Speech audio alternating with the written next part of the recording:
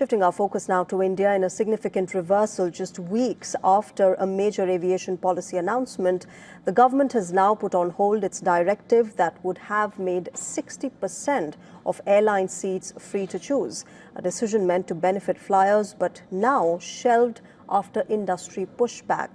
Earlier this month, the Ministry of Civil Aviation, via the DGCA, had directed that from the 20th of April onwards, the airlines must offer at least 60% of seats on all flights free of seat selection charges, up from the current roughly 20% free seats.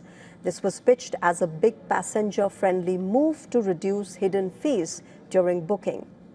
Passengers typically pay between 200 and 2100 rupees extra to choose seats like window or aisle, fee that would have applied to fewer seats under the old rule. However, after strong objections from the Federation of Indian Airlines and carriers like Akasa Air, the government reviewed its plan.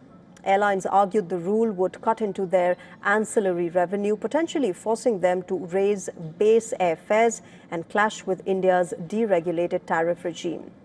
On the 2nd of April, the Aviation Ministry said that 60% seat selection rule will be kept in abeyance till further orders, meaning it is suspended until it's reviewed again. Other airline consumer rights measures still stand, like co-seating families, transparent charges and luggage rules. And for more details, our principal correspondent Disha Yadav has shared up with us this report. Take a listen.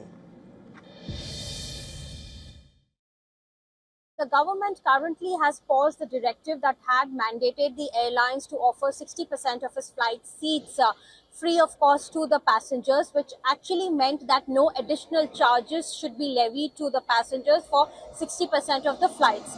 And this would have come into effect from 20th of April this year.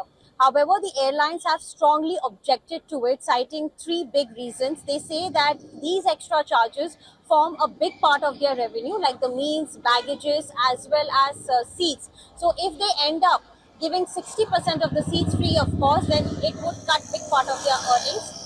Secondly, they also say that if this directive would have been implemented, then they would have been forced to increase the base ticket prices, which meant that the passengers would have ended up paying more anyway. And thirdly, due to the ongoing crisis in West Asia, they are already financially burdened with the high fuel cost as well as operational expenses.